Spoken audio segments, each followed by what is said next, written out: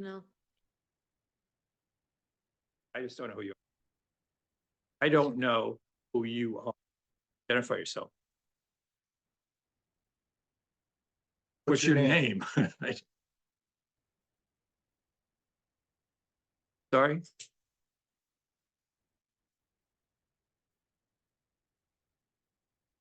Minutes. Additions or.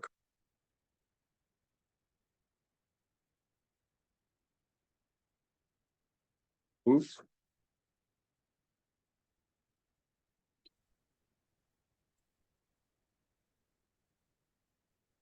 February 27th meeting.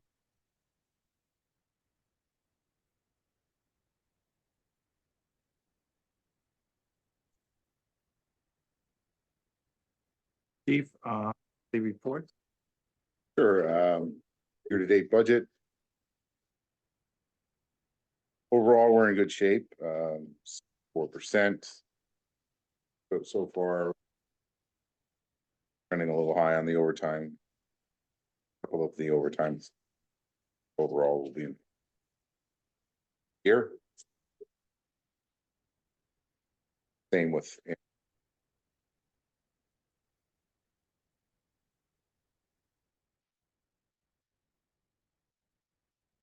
Statistics, nothing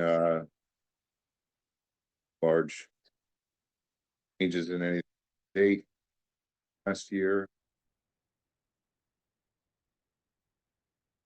A lot more location. Yeah. Yeah. Yeah.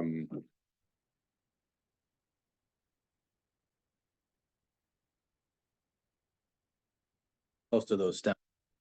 Yeah. Kiwanis. Yeah. Yes, when we get an uptick in parks or something.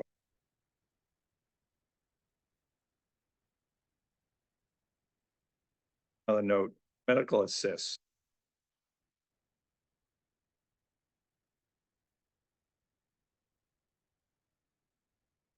Medical 100 or costs. so a month. Yeah. We are the medical first responders, so when a medical call comes in, we so the ambulance. And what are most of them? How would you categorize? Falls to seizures to heart problems.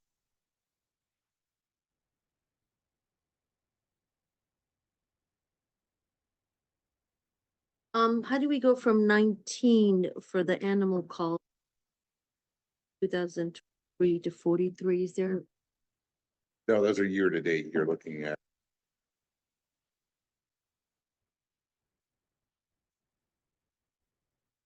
Year to date for this year is 43 as opposed Okay, so.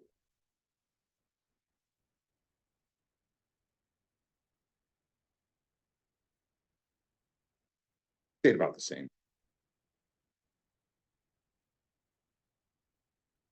Staffing report, we're right back up to 70% of the time working with minimum shift again, which fortunately case, but we do have 4 officers in build April Academy. Well, they're not, they're supplementing, but hopefully see that full complement.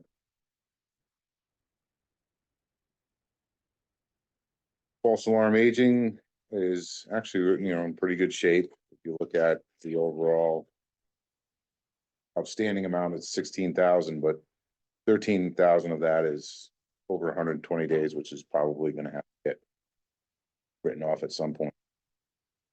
Of course, the current amount due is pretty low, so. Tracking is done. Yeah.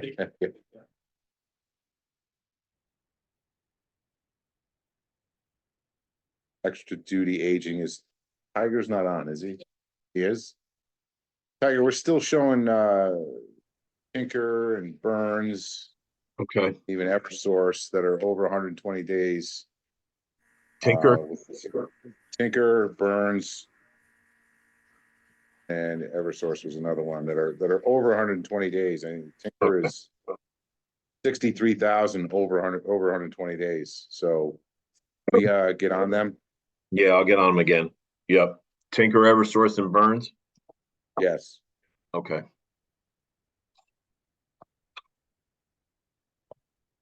Right.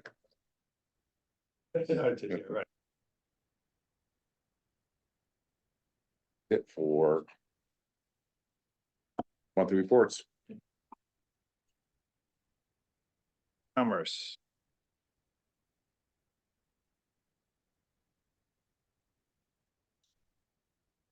Laura on?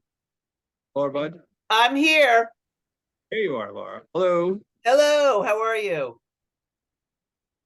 what do you got? So I'm here for my annual ask for street closing for the chamber public facing events. So what I'm asking for sidewalk sale, and I'm asking for Elm Street as well as the Elm South Street intersection, aka the pop-up park, would be Saturday, July 20th. And once I receive your approval, I will then go to the state, as I did last year, and ask for Main Street from East Avenue to Burtis to also be closed. But based on your approval of the event, then I will go forward with that. Then for the Halloween block party is Sunday, October 27th. Total close time would be probably from 10 a.m. to 2:30. And then holiday stroll is Friday, December 6th. And that would be from 4 p.m. to about 9 p.m. And once again, also for both Halloween and the holiday stroll, it's Elm Street and the South Elm intersection. I'd also like to put in, because this year I had to use it for holiday stroll, a rain date, which would be the 7th, Saturday the 7th. We had to exercise that this year because it was pouring rain that night, so we moved the event one night. Okay, so the rain date would be the 7th. Any rain date for the 20th or the 27th?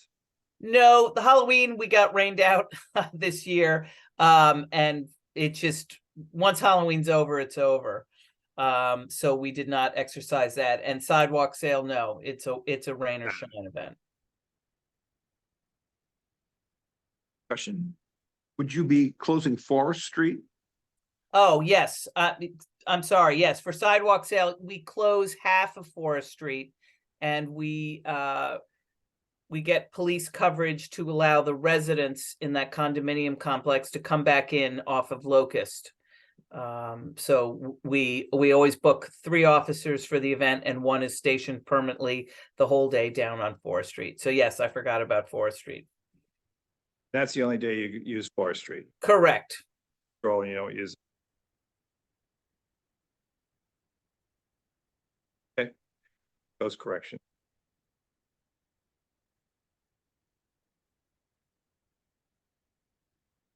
All right, and this is all subject to town manager and Absolutely. This, you're my first step, and then I go through, I always obviously get on this Tucker special events calendar and get it approved that way. And for all these events, I hire police. okay. Approve. So moved. Okay, all right, got it. All right, Thank thank you, you. Laura. Thank you. The installation of barricades on Elm Street for outdoor. Tiger, yes. hello, Tiger. All right, thank you for having me. This is I guess we're calling it an annual appeal, somewhat similar to the chamber's request.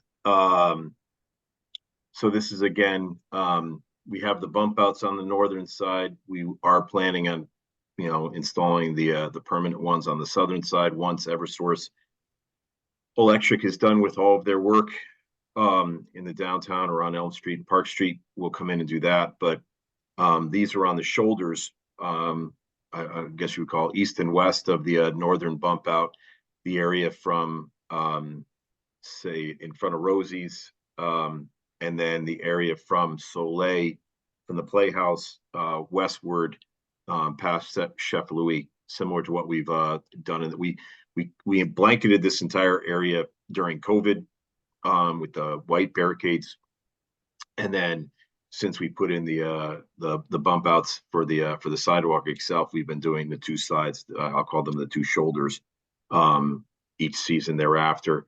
It's part of the cafe permit from P&Z. The permit runs from April 1 through October 31. So that's the request to allow outdoor dining in those locations. Each one will be permitted through P&Z. We'll make sure that there's a pedestrian walkway, an accessible route along each of the buildings through the outdoor dining. So that shouldn't be an issue. It's just a question of utilizing the parking area.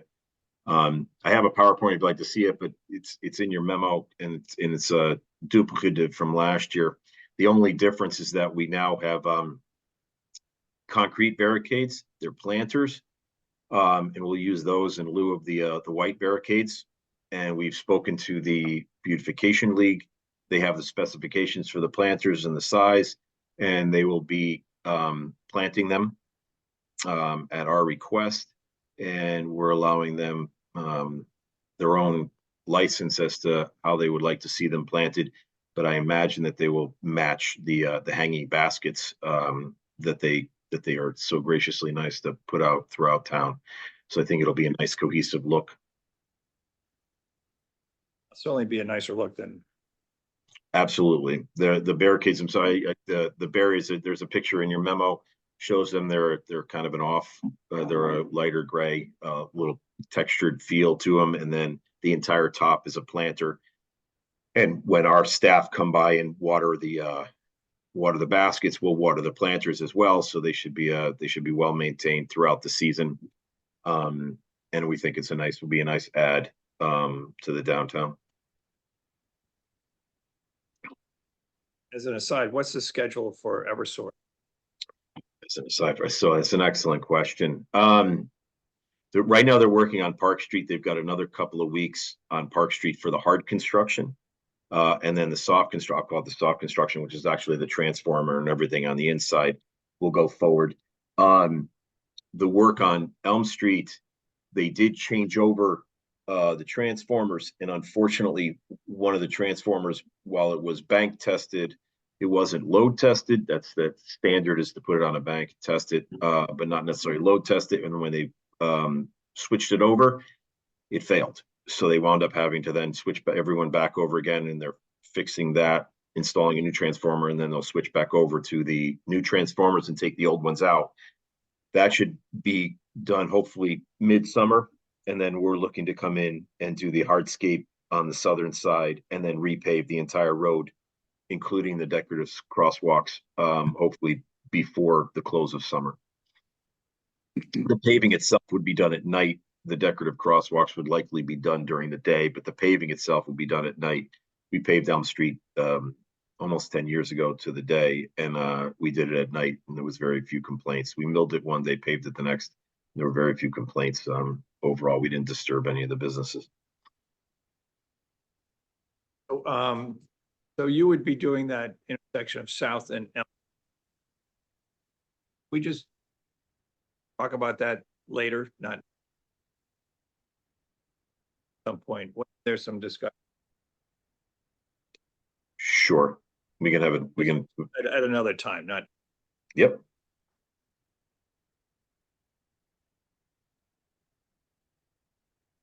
Sorry, you got the audio for you guys is terrible, just so you know. The I don't know if each mic is squashing itself, but you break it up constantly. All right, is that better? How is it now? if one person talks continuously, it's better. And then it seems like the mics, if somebody shuffles a piece of paper, that mic gets squashed. Sorry, but I don't think I'm the only one having a problem with it. Same thing last night. I'm also on Zoom and I'm getting a lot of interruptions too. I agree with Tiger, what he said. Yeah, it happened last night with the Utilities Commission as well. If one person shuffled paper and their mic was on, the other person got cut off. So I don't know if you had a question for me, Paul. I'm sorry. Oh, I had a question, Tiger. Sorry. I'm looking at your handout and the map. Yeah. It's a little hard to discern which building is which from the sky, but it looks like the bump outs will run all the way down. Do they run in front of stores that are not restaurants? In other words, Adirondack store and bookstore? No, we're trying to open those up to allow a little bit of extra parking. So it's really in front of Rosie's itself and a little bit Rosie's past that. and you have the And a little bakery bit- next a little bit of- door. little bit of Elm, the Yeah. bookstore lightly, and then we try to bring it back in again, and then in front of Chef, a little bit past Soleil, and then past Chef Louis. Okay. So we try to bring them in and out, so we could probably get maybe 1 or 2 parking spaces, save 1 or 2 parking spaces, if you will. Good. Okay. That's good. Thanks. You're welcome.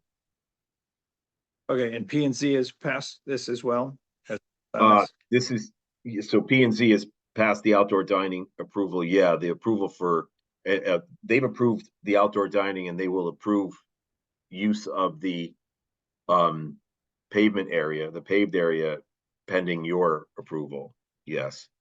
And they're starting to gather their permit applications, and the season starts April 1. Okay. Other discussion, any discussion from public?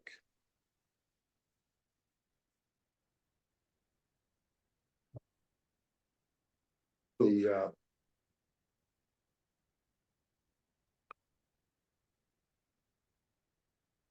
Second? Favor?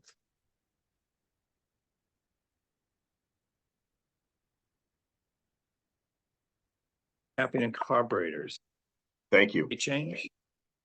You, Tiger. Capping and carburetors downtown event, change of a date. Yeah, so we met a couple weeks ago, group for special events, and the May date conflicted with some church events, holidays. It wasn't going to be a good fit for other events downtown.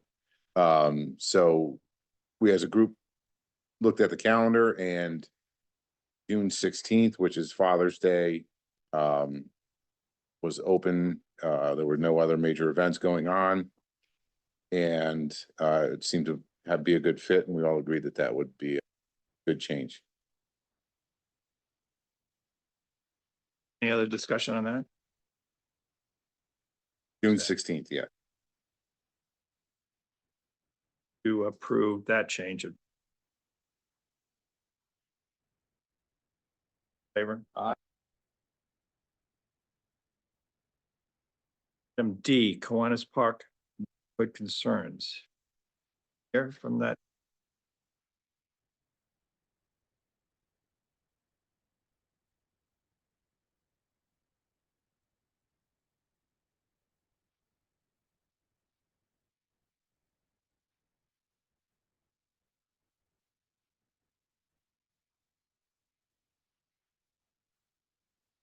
Well, I'm going to say good evening to everyone, and thank you to Jennifer for organizing this on the agenda. I'm sorry I have to take my glasses off. They're bifocals, but when I have them on, I can't read. My name is Betty Lavasta. I live on Old Norwalk Road. About 350 feet of my property abuts Kiwanis Park. I came to New Canaan in 1998, and the first project I worked on, believe it or not, was to institute dog leash law and pooper scooper laws And I have not slowed down since, so I go to various meetings, planning and zoning, town council, and just about everything in between. Concerning the parks, I've been going to the Park and Rec Commission meetings since 2000. And I have been involved in some way or another with just about every park in town. Kiwanis Park is very special to me because I see it all day long. I go in it, I see the neighbors, I see the organizations that use this park. The park is used not just by the Girl Scouts and the Y and the Exchange Club and the nursery school. It's used by many, many people, little kids, parents, grandmothers.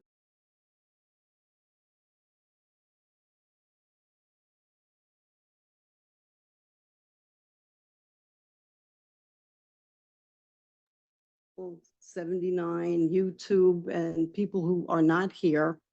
I'd like to read the February 15th email that I sent to all the commissioners, and it'll be very brief. Yeah, I am going to keep it tight. I just mentioned here, Kiwanis Park is a friendly neighborhood park with dog walkers, young families, and so forth. The recent activities or incidents that happened in Kiwanis Park that happened too frequent, I felt warranted my seeking assistance from the police commission. And those incidents were February 10th. One of the neighbors discovered black powder in the mailbox along Old Norwalk Road. 3 days later, we had a vehicle that tore up the field in the front, just making circles throughout the field. And it's not just one or two times in it, it's excessive driving over the field.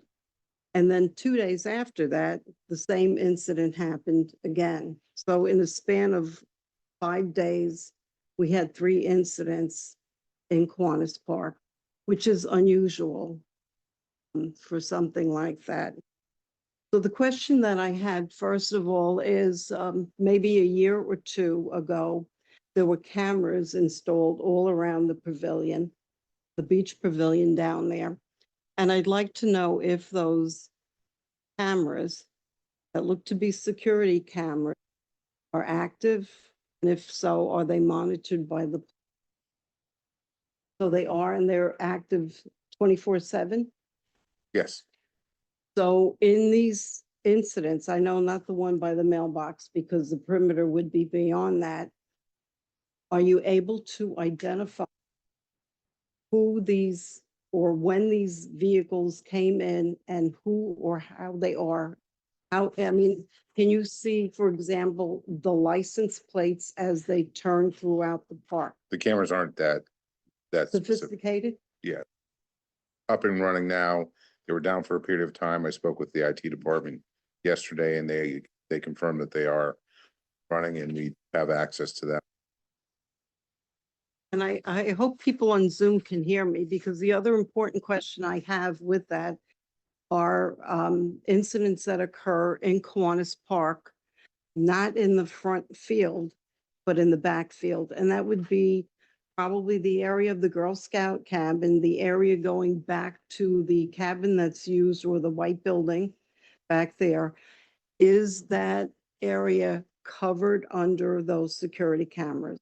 So we don't usually give out the exact location Okay, of but- cameras and what they cover. We do have extensive cameras in the park and there's also more planned with Public Works. And one of the incidents you're speaking of, we were able to identify, and that individual is Thank you. a younger person and is providing restitution to the town.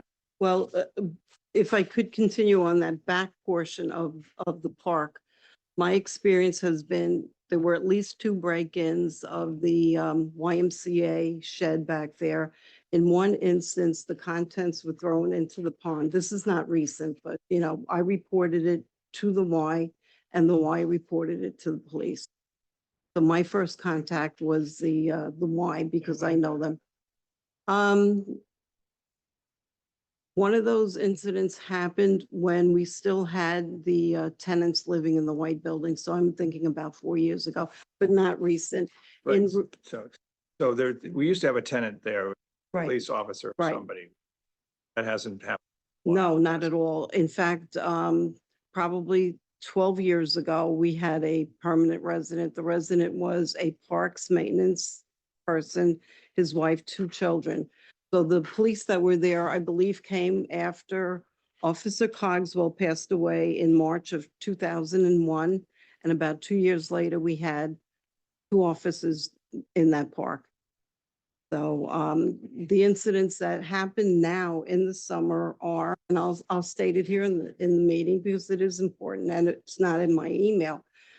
There are people who swim in the park, in the pond after closing hours of the beach. There is drinking going on in the park in that back area by the basketball court. So that area of the park needs to be patrolled. Right now, what I see happening is there used to be a barricade once you get towards the beach so that vehicles can't go down there. I don't know if that's under John Howe's area, but there always was some kind of barrier there saying no cars beyond this point. That barrier is not there and cars are back there all the way by the white building. So if possible, I would like to see that because there's too many cars going in that area. I could see what goes on in the park when it's in the front yard, I mean, the front field and that area. But after that, I don't know what happened in the park. And there are vehicles going back there. I see, Primarily at night, right? well, That this is, during the day, I see vehicles back there. And they're not the YMCA going into that, brought people back. So I'm going to move now to today's email and I'll keep this one brief. So since the email that I sent out, there was another incident reported by New Canaanite. And it is another tire tearing up the yard, front lawn over there on March 9th. And I believe the date that it was reported is March 9th and it's a Saturday. So it leads me to believe that the incident happened the night before and somebody noticed it in the park, a dog walker or somebody, and reported it to. That I was don't- noted, that was noticed by one of our officers during. Oh, the okay, location so, check. Yeah. so yeah, as a check. So thank you for that. I'm going to ask for some recommendations to be considered to improve the safety of the park. So the first recommendation I have is installation of a rapid rectangular flashing beacon, the infamous RRFB. And thank you, Tiger, for the nice shout out with the 92%. What do you call it? The rate that pedestrians are following along with it in one of your meetings. We had a yield to pedestrian sign at the crosswalk between the nursery school and Holly. And at one point, a vehicle hit that sign. The sign flew all the way across the street and ended up by the fence of the nursery school. And this was a concern to me. So when I went to the park and I walked across to Holly, that sign was physically on the sidewalk. So I contacted the police to move that. During the winter, DPW moves that sign out of the way because snow plows cannot go through that area to plow the roads or whatever. And what I'm thinking of is instead of the yield to pedestrian sign over there, and it is needed, there's a lot of school children and, You're talking about.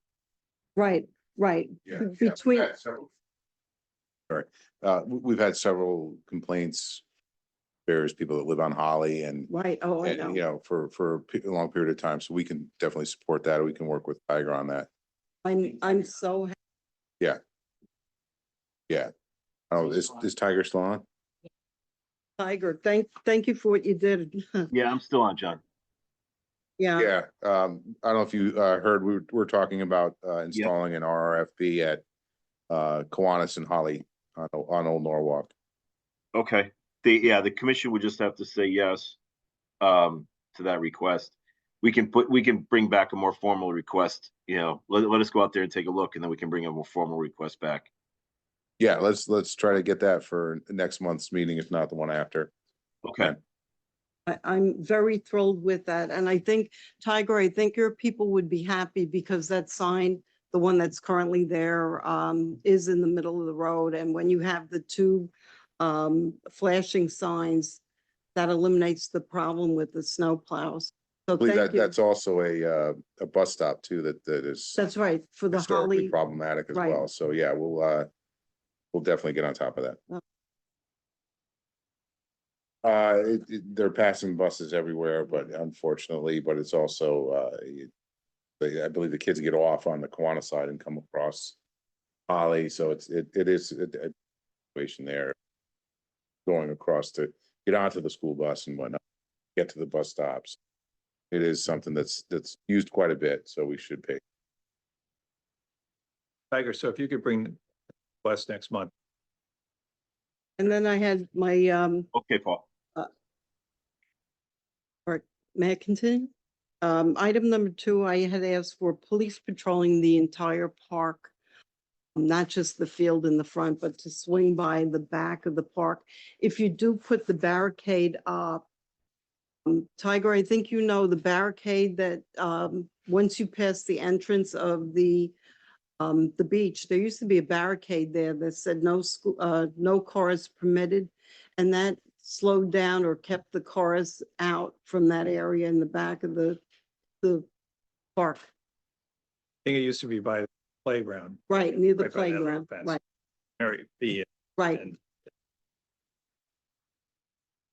No, I know that because people Right. could move that. So when those signs are down, if the police could patrol them, I know I wake up on it when they come down into the park at, at night.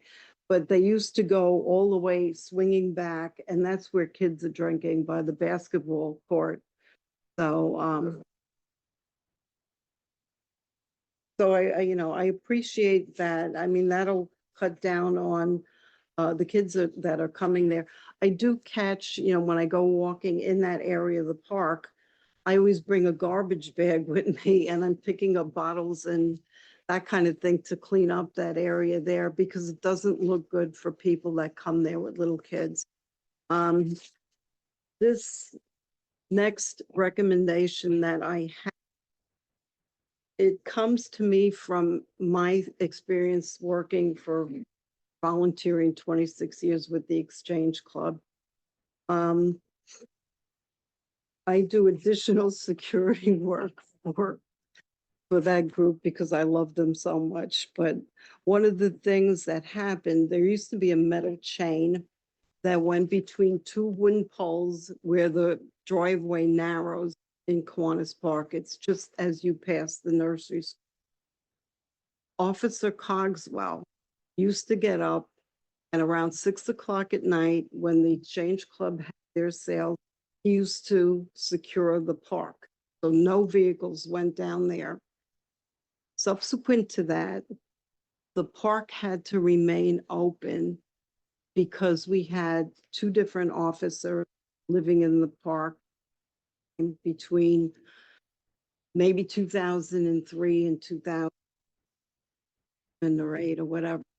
And then a tenant living down there. With that in mind, that security measure was removed from the park. When the tenant was no longer in that building and that building remained vacant, what was recommended to Steve Banco from me was to have a galvanized cable put across. And it worked very successfully now for about 2 years or so that the Exchange Club is using it. And what it does is it's lightweight. The cable probably weighs no more than a pound or so, and it keeps the vehicles out. It's worked very well. I noticed no cars coming down there at night. The issue comes to be that the Mary B. Cabin, the executive board, meets once a month in the park, starting around 5 o'clock. I was going to suggest and work with the New Canaan Preschool and the board of the Mary B. Have the park secured at night. And this is to prevent in the summer an influx of cars coming into the park. I can't attest to drug dealing going on in the park, but I would not be surprised if that could be an issue there. I know drinking is a problem. I know kids are just running around down there. And I think just for the safety of the park, if we could work with the Mary B. staff, the preschool, and the police department, see if we could secure the park in the evenings, have the police patrol it, and once the park is emptied, to just close that up. And I don't know what, the We can thoughts are. investigate putting a gate there. Or a gate or some way to close it off. Well, I'll work with Tiger and the Parks Department and see what's permissible and what's, we don't want to create a hazardous situation. No, We don't not want at something all. that's not We- visible and fire department goes through it or whatever. So I'll work with the Parks Department and see if that's something that's reasonable that we can accomplish, but. Yeah, we'll and look if into I that. could, I'd like to meet with you and whoever you have to walk through what we have been doing down there. Sure, too We'll, on it. we'll look into it and if it's feasible, we'll come back. And then the final thing that I have is the automated license plate reader in Kiwanis Park. I followed through some of the backup material from the police commission here. And I know back in January 19th, 2019, there was discussion on having the plates installed, I believe, in Waveney. And at the time, Chief Krolikowski had discussed implementing and writing a memorandum to include these license plate readers in all of the town parks. And I was unable to locate that memorandum to see if Kiwanis Park, I'm sorry, is on the agenda to be included with this license plate reader. They're not. I don't want to confuse. They're not license plate readers. They're just high definition cameras that would capture a picture of a license. Not to be confused with the other license plate readers that we have throughout town. That's oftentimes a confusion because of the type of cameras that they are. So we do have those at Waveney because Waveney is such high volume of traffic and problem there with vehicle break-ins and what. Those cameras are very expensive to install because they have to be in a position that could capture vehicles going in and out, and they require connectivity and power, which becomes very expensive if you don't have it right by the road. Which what I'll do is I'll work with our IT department and again see if that's a feasible option, because if you do have the power and the connectivity, it's a pretty easy fix. It's not that expensive. It's when you don't have the connectivity and power, that's when it becomes very expensive. So I don't know that we would install it if that was the case. But we do have the other kind of license plate readers, which was helpful in capturing and apprehending the person we spoke of before out on Old Norwalk Road. So, we do have a good network of cameras as long as they're up and running. And if it's possible and feasible, we'll consider doing one of those higher definition cameras that will capture vehicle license plates. I'd like to add, if I can, there is lighting available by the nursery school. They have their lights on.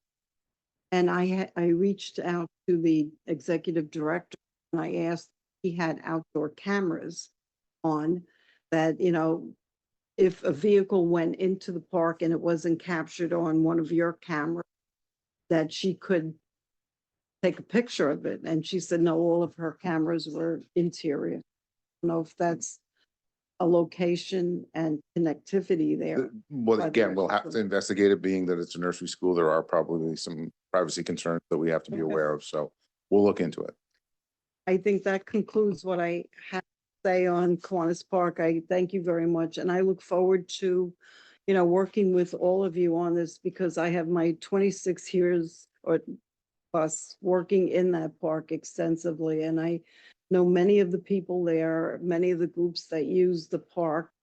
And we are, I could say, most of the people there are happy to have the playground there, and they do frequent it quite often, but there is concern. These safety issues, it's not just Kiwanis, it's all the parks throughout. But here it's a little park that's mostly used by, young children and so forth, and we have seniors in there. I know there's some neighbors here. Thank you for coming. I see them on Zoom, and I don't know if they want to add something to this discussion on Kiwanis. Sure, I'm sorry.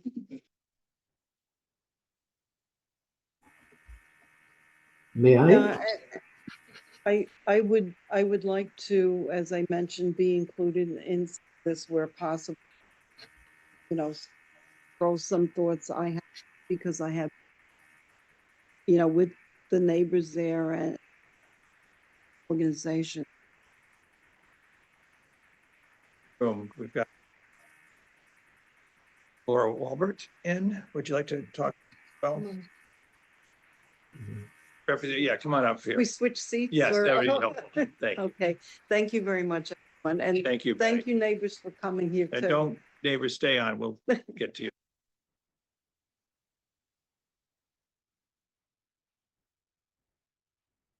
Laura Organization Walbert, is- live at 319 Valley Road. I have been involved with the Girl Scouts for a decade. I am one of the ladies who was on the committee that managed Mary B. Cabin. Probably been doing that for a decade. Others would be here tonight, but there's another Girl Scout event tonight, so they sent me for this. I want to make you aware as you consider how to care for Kiwanis Park that the Girl Scouts run a very active. And that has changed significantly since COVID. Because during COVID, the troops were not allowed to meet after school. And the leaders would say to themselves, 20 kids in my house. So our Mary B. Cabin, long time, suddenly was a very popular. So in the month of March, we have 17 troop meetings happening. Last month, next month, we at least a dozen. Most of them are in school, but the older girls, there are older girls that have a meeting from 6 to 8 at night, and there are weekend sleepovers. It's a very popular place for the youngest scout, their very first sleepover, because you're in New Canaan, you call mom in emergency. So I just want you to be aware that kind of putting some kind of barricade up problematic Yeah. for Say the if somebody's the- sleeping there, for the mother that finds out at 9 o'clock at night, oh, she left her favorite stuffy at home. I'm run over there and doesn't anticipate. Or if the barrier is just beyond them. We've had that barricade there for a Plenty of long room. time. Yeah, we've never been unhappy to have the barricade.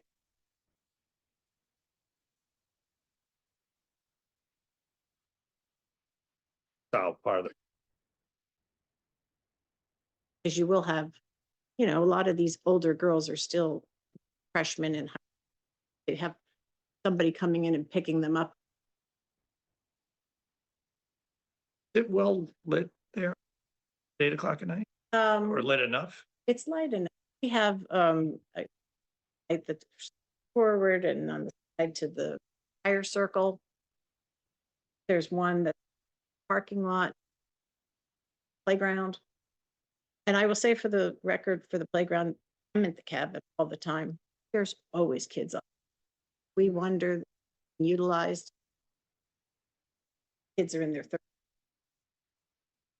But it's always a very active caregivers. And in your experience, have you come across anything Betty's come across as far as people that shouldn't be there or that are drinking in the back or in areas of the park that there was they only shouldn't be? one time that we became hanging around. We would come in the.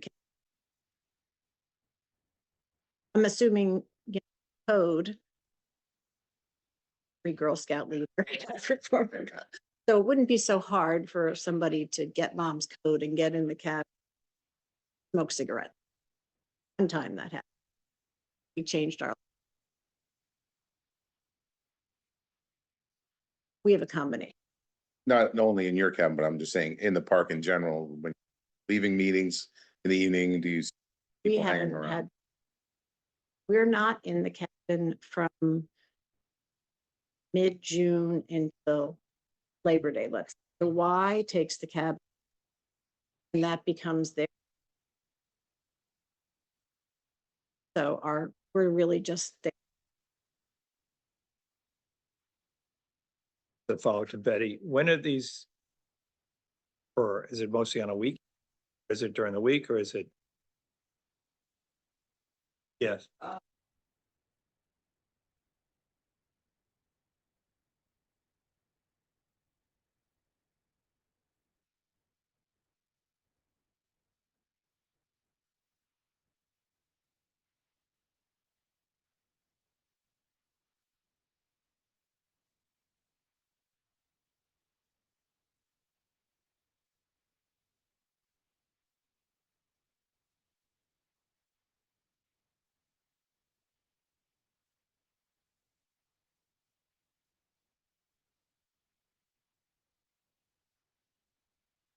I think we have enough information Yeah, that we can have some. Your mic's not on. If there is anybody at home that would like to just come in a couple of minutes. Hi, this is Chris Bodner on Holly Road. Hey, Chris. Hey, I just want to say thanks again to the chief and the police department for all the hard work. I think Betty summed up everything. As we do see an influx of people pretty much every time, every night after 9 p.m. and going up until the wee hours of the morning. I can't imagine they have a legitimate purpose in the park, but certainly I'm sure if there's a wire or a barricade put up that we could work with the town can work with the Girl Scouts for their events on those particular nights. And I think closing off the park at the just on the south end of the school would prevent a lot of this riffraff from coming up into the park in the wee hours of the morning. But it seems to be a constant problem.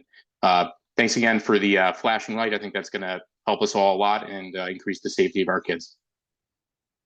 Thank you. Else? Yes. Do you hear me? Yes. Yes. Yes, we can hear you. Yes. Good evening. My name is Mario Chanchi. I'm at 67 Old Norwalk. There's a long driveway parallel to the entrance of to the park, right before Betty. So I see the park all the time. I'm looking at the park as I'm speaking to you, and my wife and I. We've been here 2.5 years, new to New Canaan, and we've noticed people that really shouldn't be there after dark. I mean, what are they doing in the park? Why do they park in the corners when you come into the park on the field where there's not even a paved parking space? There's a car that comes very often, is red. We see them sometimes 2-3 cars. We don't know what they do there. They could be on a date. They could be drinking. They could be smoking pot. I don't know. But there's activity. Whenever there's like a snowstorm recently, they were there spinning. They may be different people because, you know, the cars are different. But they're having fun spinning wheels on making circles around and then quickly run away before the police arrives.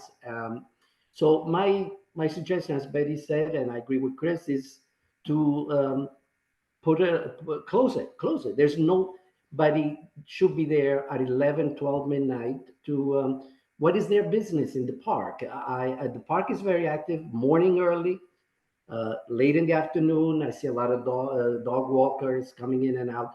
But at night, I don't see dog walkers. I don't see people taking leisurely walks. I see only cars coming, parking, and staying there for a while, and God knows what they're doing. And I do see the police coming during the night very often because, as Betty, the lights of the police It's my bedroom.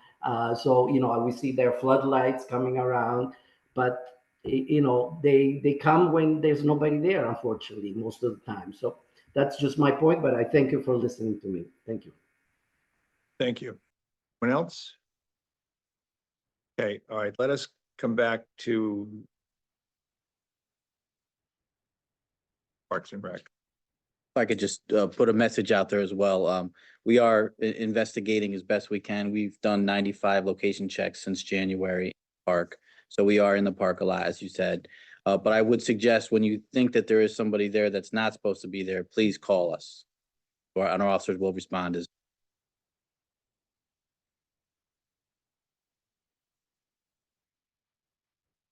Moving on, E, probationary period.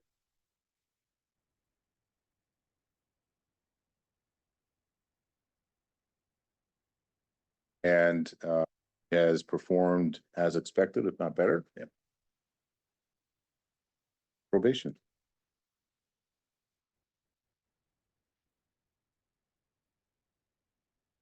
Favor? Aye.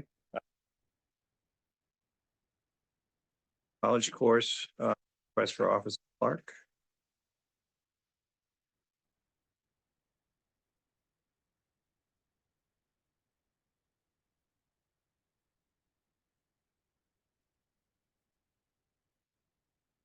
Yeah, we do.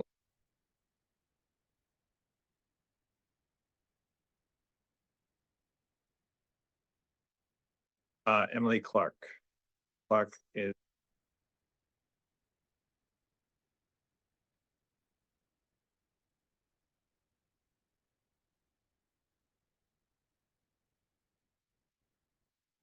now we would like to add Officer Lopez.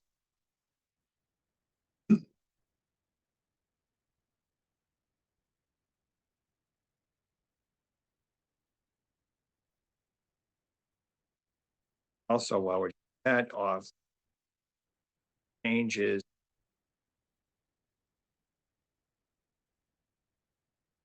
to the general, update the general.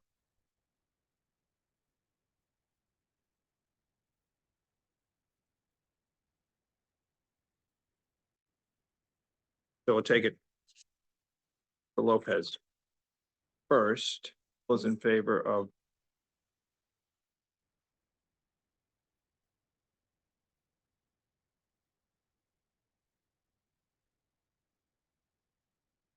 if for update.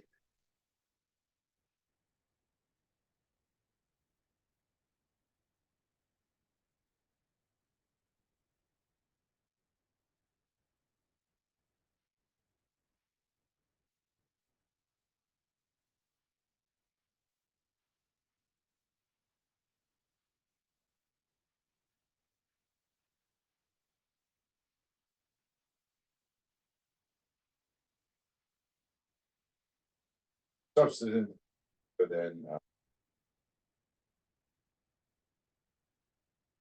Dating things.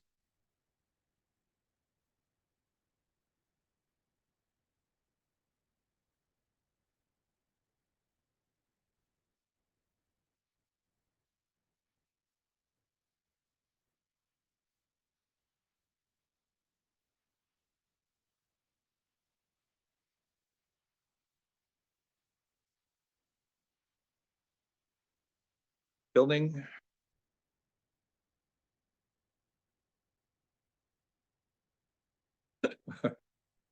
First.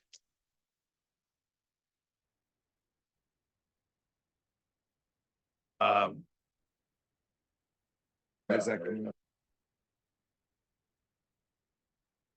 topic It of was a the topic of of the last discussion. building meeting, but we're progressing nicely. Turner gave a good update and schedule, if not ahead of schedule, and progressing nicely. Pickups at this point, curveballs, no soil testing, no possibility of concern. Waiting to get those results, but nothing.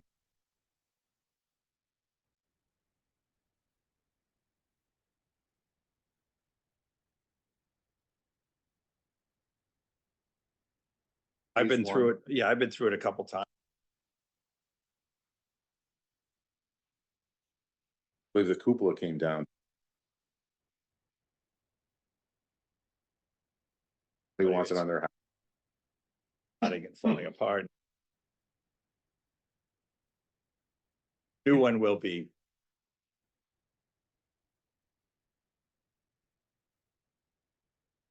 Talk to some people.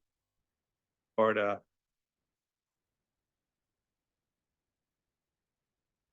You. Yeah.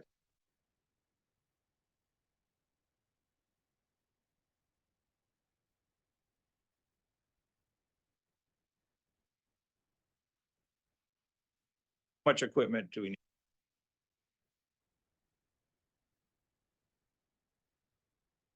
We have the appropriate outlets, we have the room that's filled.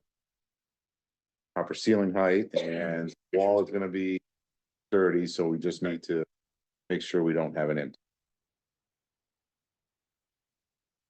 Was originally a. Imagine a room like. Did was we put in. Wall. So one for safety, so that.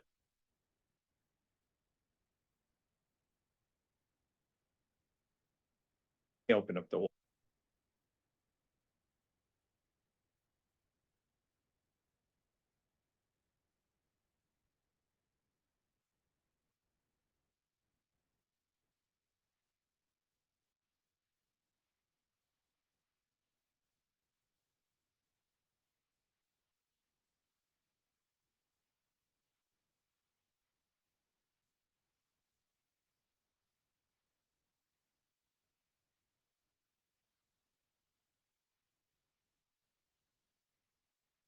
It's pretty.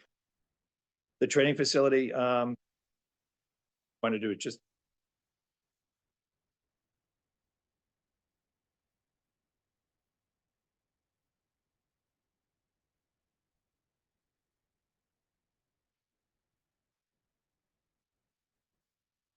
Letters of appreciation. Yes, I have two letters that we received. First was from a gentleman that fortunately brother passed away, but had a very grateful for the care and compassion that he received from the department. In particular, also our animal control officer, his brother that passed away, dog that needed to be cared for and shown with his family. Gentleman says he works in EMS and he has a great familiarity with police work and how it really happens. Has a lot of experience knowing the difference between a good department and not. That you most often deal with will probably never know how or appreciate what a good job you all are doing. Keep up the good work.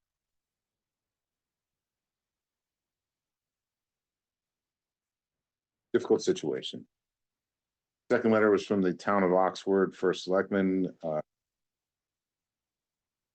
regards to an occurred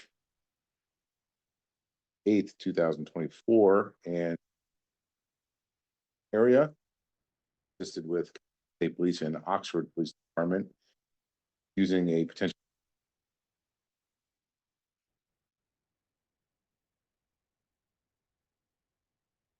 recognized by the for his work. Situation. How did it happen that he was there? He lives in He the, knew he that, it says he knew the person. lives in the area. Oh.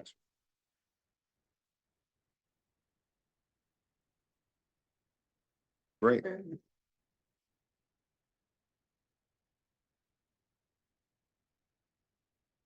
Perkins Award. Yes. Goes to the Commissioner's Award, goes to Brett this year. Perkin Award. Sergeant Lopez. Or of, Yeah, I had an off 400. day that day. It's like. Really, it's really good. Yeah, And Sergeant Lopez is. those were very good scores. Those are out of 400, so those are impressive scores.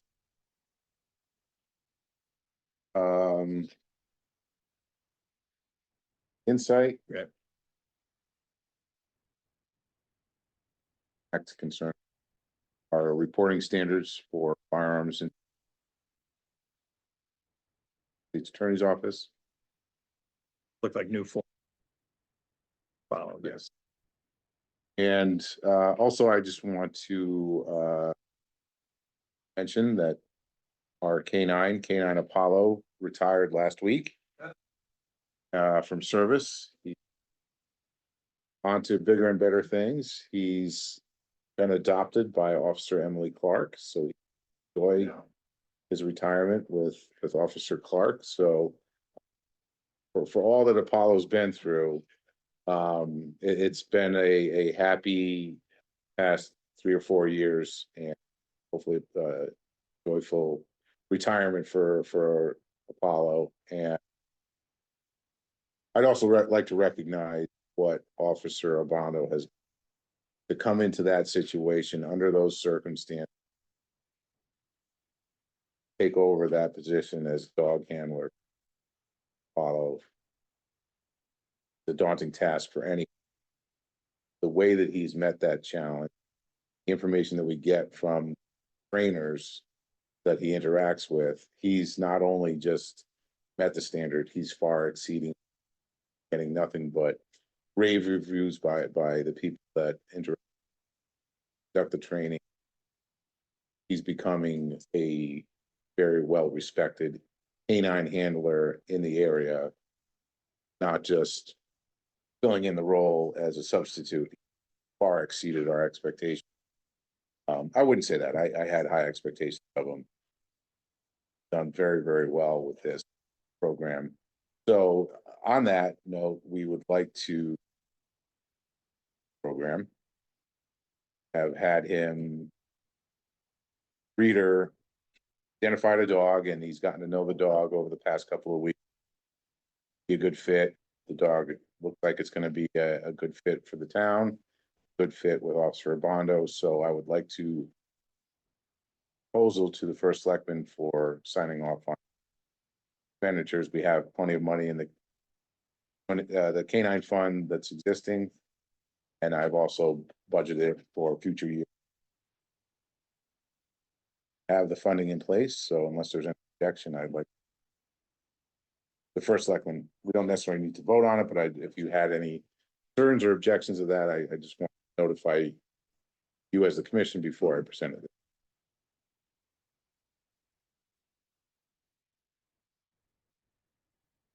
Great.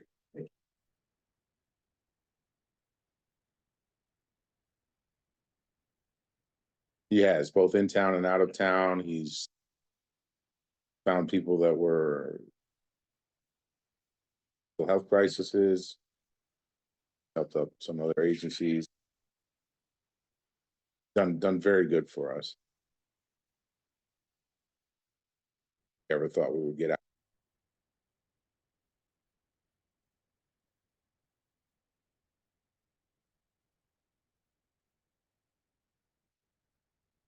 Well, interesting you should say that. As far as naming the new dog, Officer Obando has requested and agreed to the name he's picked. So his Officer Abando's father passed away while Officer Abando's father's nickname was Miguelito. So he would like to name the dog Lito. That's an excellent name, and we fully support that. Yes.